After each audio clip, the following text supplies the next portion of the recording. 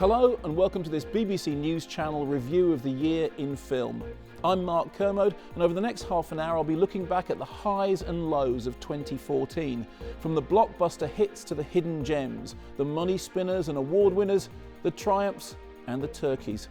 As is now traditional, the year kicked off with a glitzy red carpet awards season, spearheaded in February by the ever more star-studded BAFTAs in London. He's holding his reins too tight, he's pulling it back. Loosen reins.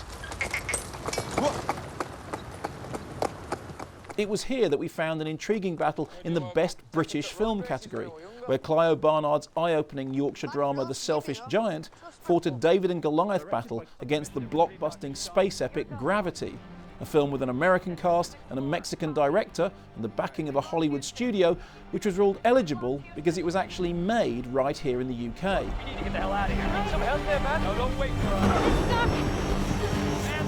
Houston, this is Explorer. It was a fascinating fight which proved that, whatever some critics may think, there really is no such thing as a typical British movie, something we should celebrate as a key strength of our indigenous film industry.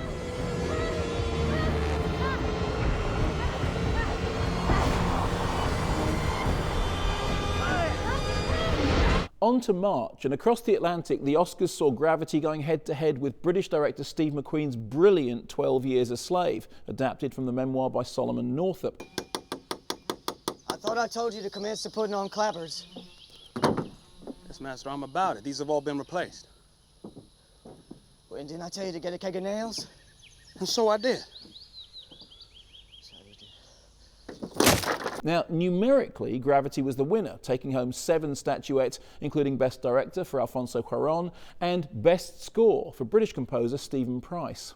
Yet Steve McQueen also made movie history that night by becoming the first black filmmaker ever to win the Oscar for Best Picture as one of the producers of 12 Years a Slave. It's astonishing to think that although the Oscars have been going for around 80 years, this had never happened before. But remember, it wasn't until 2010 that Catherine Bigelow finally broke the men-only club for Best Director with The Hurt Locker. To date, no animated film has ever won the Oscar for Best Picture, which means that Hayao Miyazaki's final film The Wind Rises, one of the real treats of 2014, only made it to the Best Animated Feature category, where it duly lost out to Frozen. I'm Olaf, and I like warm hugs. Olaf? That's right, Olaf.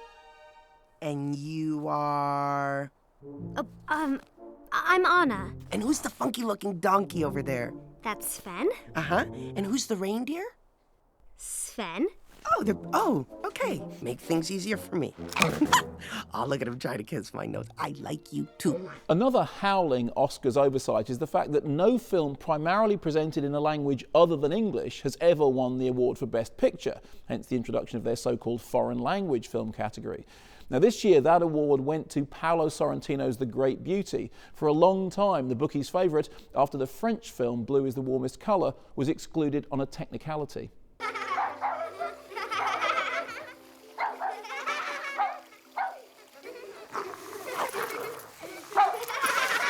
Bambini!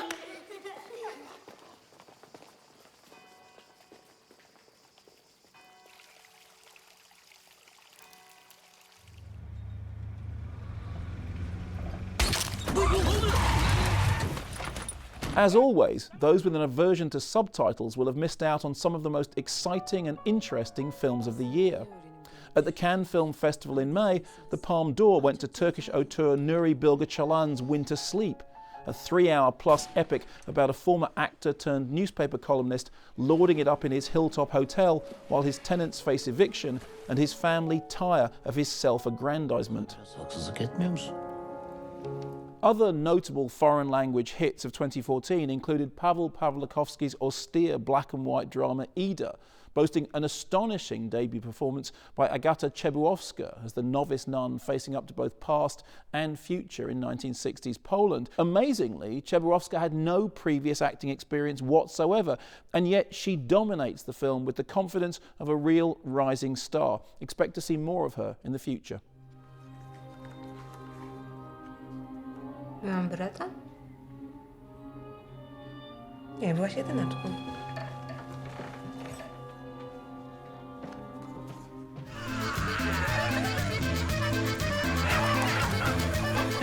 My own favourite subtitled film of the year was The Golden Dream, the directorial feature debut from Spanish-born, Mexican-based filmmaker Diego Quemada Diaz. Having cut his teeth working on Ken Loach's Land and Freedom, Quemada Diaz co-wrote and directed this harrowing yet compassionate tale of young people making the perilous trek from Guatemala to the US. Inspired by the true-life tales of hundreds of migrants whom the filmmakers interviewed, The Golden Dream swept the boards at Mexico's 2014 Ariel Awards and is one of the very best films to be released in the UK this year. If you missed it in cinemas, make sure you take the time to catch it on DVD. It really is astonishing.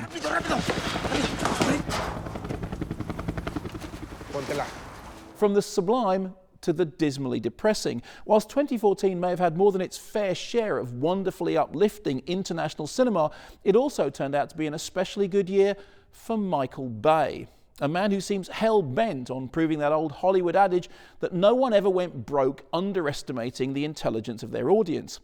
As a producer, Bay showed us exactly how stupid he thinks we all are with his lumpen CGI remake of the Teenage Mutant Ninja Turtles franchise. We will find you. Yeah, we'll find you. I'm sorry, that came across super creepy, okay? We will find you though. This is not war. It's human extinction. Meanwhile, in his ongoing role as director of The Apocalypse, Bay scored what accountants have calculated is the biggest grossing movie of the year, with the emphasis on the gross, Transformers: Age of Extinction. This fourth installment in Bay's head-banging Transformers franchise is essentially the same as the first three, only a bit louder and with a new star. You guys have never seen a truck like this before. Dad, you can't keep spending money on junk. I don't think it's a truck at all. I think we just found a transformer. Mark Wahlberg stepping into shoes recently vacated by Shia LaBeouf, who had decided to spend more time wearing a paper bag on his head on which was scrawled some gibberish about not being famous anymore. Apparently it was art. As for Bay, he found himself lost for words at a headline-making promo event when his auto cue broke down and he walked off in a huff after being unable to construct a single coherent sentence without being told what to say by a machine. Fitting, really. Elsewhere in the blockbuster arena, 2014 saw the usual slew of comic book movies doing very well at the box office, with Captain America: The Winter Soldier.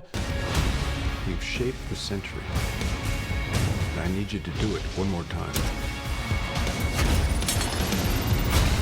And X-Men: Days of Future Past, ranking comfortably amongst the year's top earners.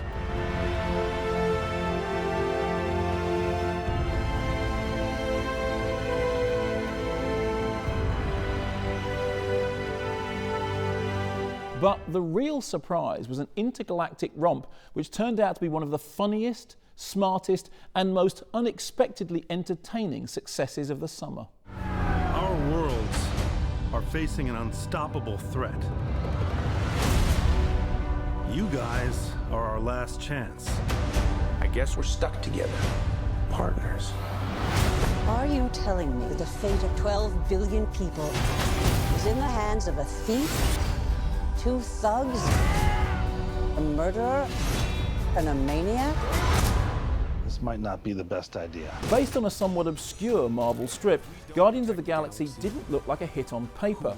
A film which boasted among its core characters a talking raccoon and a dancing tree. Hardly a recipe for success in a world of X-Men and Iron Men. Yet with its knowingly retro pop soundtrack and consistently snappy sense of humour, Guardians of the Galaxy left many viewers with that same warm, fuzzy feeling they got watching Star Wars for the first time. What's not to like? That's a fake laugh. It's real! Totally fake. I'm Groot. Thank you.